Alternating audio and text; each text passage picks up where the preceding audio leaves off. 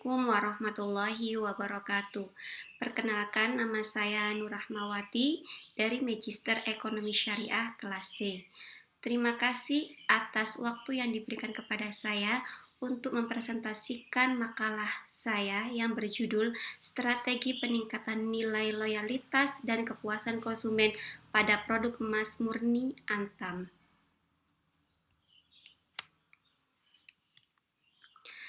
Di dalam makalah saya terdiri dari pendahuluan, pembahasan, dan kesimpulan.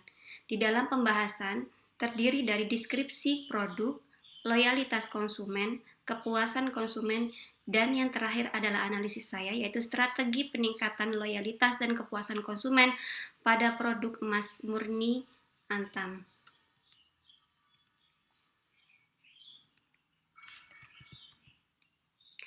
Untuk mengukur kesuksesan pemasaran, perlu kita ketahui yaitu yang pertama kepuasan pelanggan atau customer satisfaction, dan yang kedua adalah kualitas layanan, service quality.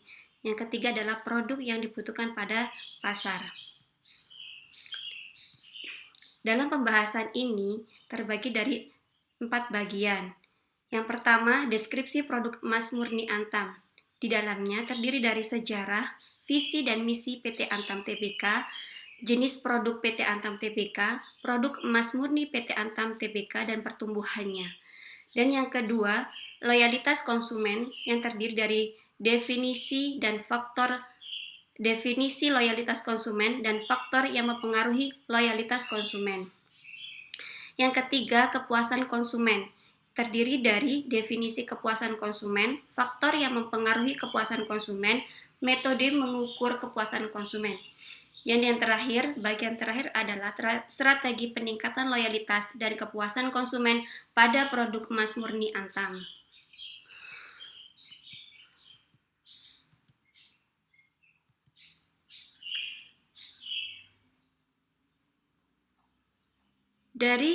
Dimulai sejak tanggal 5 Juli 1968, Antam merupakan perusahaan pertambangan milik negara Republik Indonesia yang dikeluarkan dalam Peraturan Pemerintah atau PP nomor 22 tahun 1968. Kemudian, pada tanggal 14 Juni 1974, pemerintah mengganti Antam dari perusahaan negara atau PN menjadi Perseroan Terbatas atau PT yang dikeluarkan dalam PP nomor 26 tahun 1974. Kemudian, pada saat ini PT Antam Tbk memiliki 7 unit operasi, di antaranya unit pertambangan bauksit Kijang, unit pertambangan nikel Pomala, unit pertambangan nikel GB, unit pertambangan emas Pongkor, unit pertambangan pasir besi Cilacap, unit pengelolaan dan pemurnian logam mulia, dan yang ketujuh adalah unit geologi yang ada di Jakarta.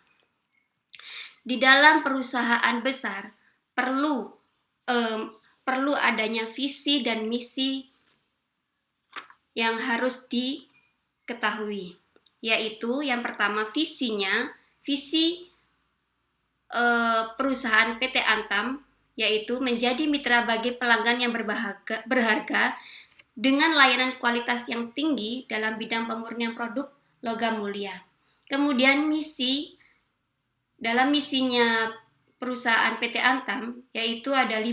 Yang pertama, menjamin mutu produk dan layanan secara profesional untuk kepuasan pelanggan dan mengutamakan K3L, kesehatan, keselamatan kerja, dan lingkungan dalam aktivitas kerja. Kemudian lingkungan operasional yang bersih dan nyaman. Yang selanjutnya, inovasi dan penerapan teknologi untuk memaksimalkan nilai perusahaan. Dan yang terakhir adalah selalu aktif melakukan perbaikan proses. Untuk jenis produk PT Antam Tbk terdiri dari nikel, emas dan perak, bauksit, pasir besi, dan geologi.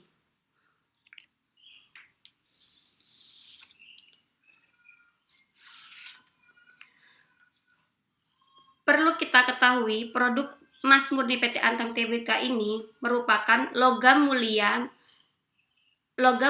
gold yang merupakan emas murni standar 99,99% yang dapat digunakan sebagai bahan baku pembuatan emas perhiasan atau emas yang berkarat 14 sampai 24 karat, di mana kadarnya ekuivalen dengan kandungan emasnya. Untuk gold cash bar yang memiliki bentuk dan ukuran lebih besar, ini gold cash bar memiliki bentuk dan ukuran lebih besar, yaitu dari 250 gram sampai 12.500 gram. Sedangkan gold plated bar merupakan emas murni dengan ukuran yang relatif sangat kecil, yang terdiri dari ukuran 0,5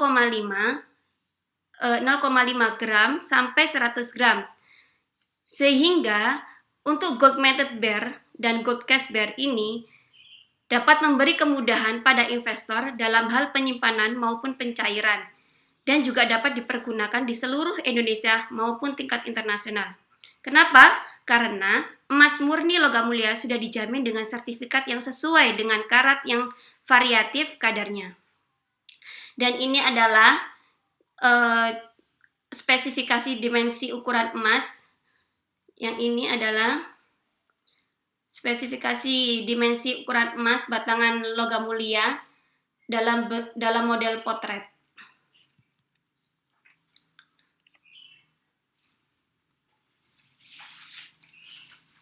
Untuk pertumbuhan PT Antam Tbk, perlu kita lihat dari gambar tersebut. Jika melihat gambar tersebut, kita dapat melihat bahwa pertumbuhannya yang sangat signifikan adalah pertumbuhan laba bersih Antam sampai meningkat 111% year on year.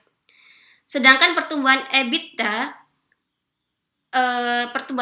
Antam pada tahun 2017 itu sebesar 96% year on year. Mungkin bisa dilihat sendiri ini gambarnya dan mungkin bisa dibaca ya di sini. Kemudian untuk gambar yang selanjutnya ini adalah untuk produk PT Antam itu yang paling besar adalah produk emas dan perak. Kenapa? Karena komoditas yang paling banyak dijualnya. Dalam gambar tersebut, penjualan emas perak mencapai 61%. Begitu juga di dalam ekspor. Penjualan emas pada domestik hanya menunjukkan angka 33%, sedangkan penjualan ekspornya menunjukkan angka 67%. Dibanding dengan produk PT Antam yang lain seperti bauksit dan batu bara.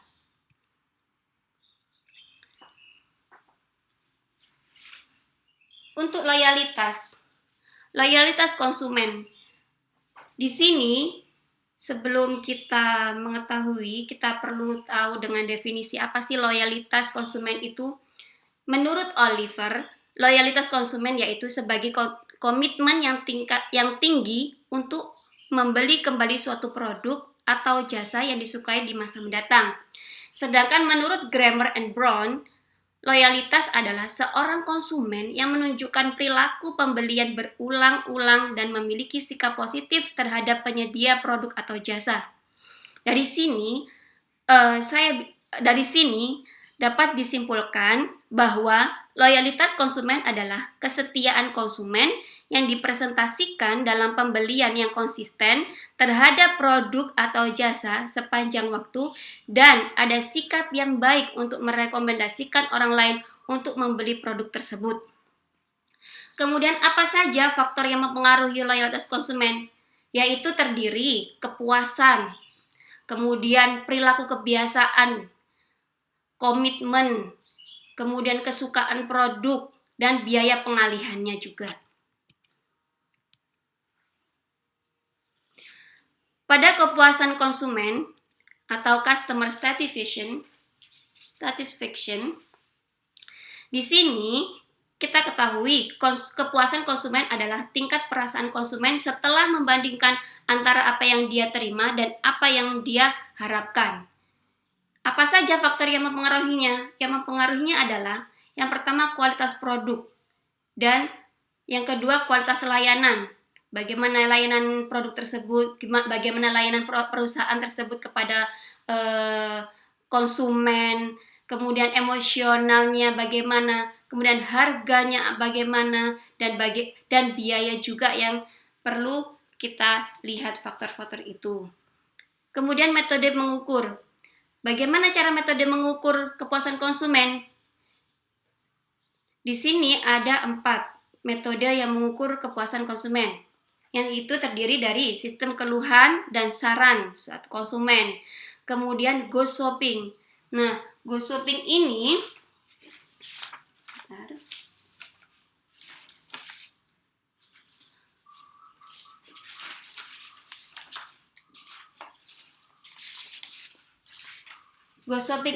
seperti orang yang disuruh untuk berpura-pura untuk membeli barang, kemudian dia secara tidak langsung dia melihat para konsumen pada realnya untuk melihat konsumen bagaimana merasakan produk tersebut, mereka merasa puas, apa ada keluhan, dan di situ seorang go shopping tadi itu secara tidak langsung dia mereviewnya, ya, kemudian mereka melaporkan pada perusahaan itu. Kemudian yang ketiga adalah loss customer analysis. Kemudian apabila ada konsumen yang beralih pada produk lain, di sini perlu ada analisis sendiri juga. Kemudian yang keempat adalah survei kepuasan pelanggan. Itu adalah dari metode mengukur suatu kepuasan konsumen. Terus, dari sini bagaimana strategi peningkatan loyalitas dan kepuasan konsumen pada produk Mas Murni Antam? Nah, di sini strateginya yaitu PT Antam fokus pada core business. Kemudian PT Antam juga selalu mempertahankan pengembangan proyek yang solid. Dan PT Antam juga diversifikasi produksi atas komoditi strategis juga. Perusahaan PT Antam juga menjaga kualitas produk yang unggul dan menjaga hubungan baik dengan pelanggan.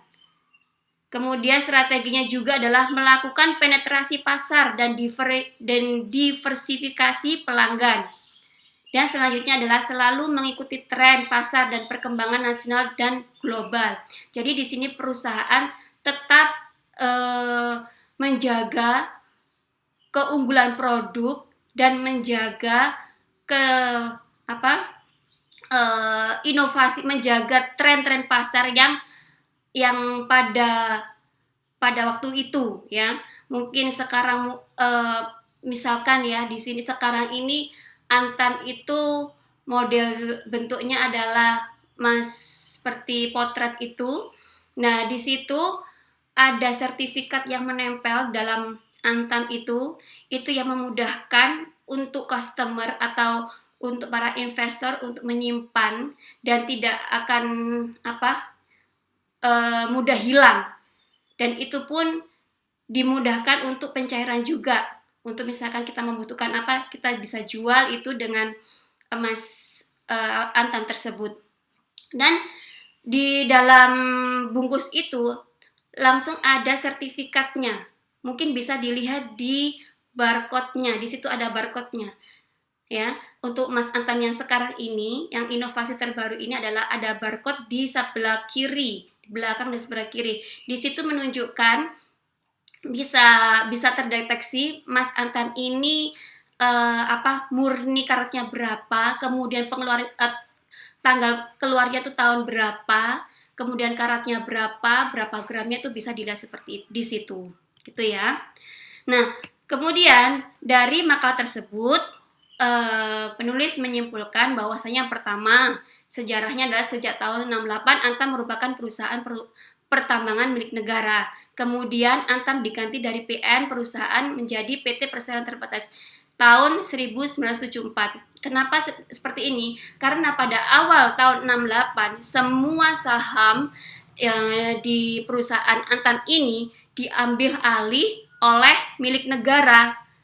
Namun karena ada beberapa kendala di tengah-tengah itu, maka pada tahun 1974 di sini perusahaan Antam diganti menjadi perseroan terbatas, yang mana saham-saham yang diterima itu tidak sepenuhnya untuk negara, namun sebagian juga untuk perusahaan, untuk perkembangan perusahaan tersebut. Kemudian kesimpulan yang kedua yaitu loyalitas konsumen merupakan kesetiaan konsumen terhadap produk sepanjang waktu dengan merekomendasikan orang lain untuk membeli produk, dan kepuasan merupakan salah satu faktor utama yang mempengaruhi loyalitas konsumen. Iya, dari sini kita tahu bahwasanya kalau produk yang sudah dia beli dan dia merasa cocok, puas dengan produk tersebut, pasti dia akan berani untuk mempromosikan kepada temannya, saudaranya, atau atau dengan teman-teman yang lainnya itu, sehingga produk tersebut akan loyal untuk dikonsumsi atau digunakan, dibeli, gitu ya. Kemudian yang kesimpulan ketiga adalah kepuasan konsumen, yaitu tingkat perasaan konsumen setelah dibandingkan antara apa yang diterima dan apa yang diharapkan. Sehingga kualitas produk itu merupakan salah satu faktor yang mempengaruhi kepuasan konsumen, dan survei kepuasan pelanggan adalah salah satu dari metode untuk mengukur kepuasan konsumen. Nah, di sini kan ada faktornya tadi, kualitas produk.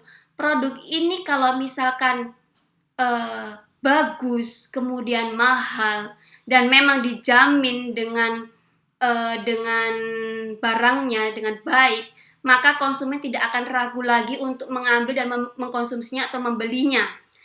Dan apabila kebalikannya, apabila produk ini sudah murah, harganya murah, dan mungkin ya kalau misalkan produk-produk lain mungkin mudah rusak atau mudah rugi, maka konsumen akan meninggalkannya. Seperti itu ya.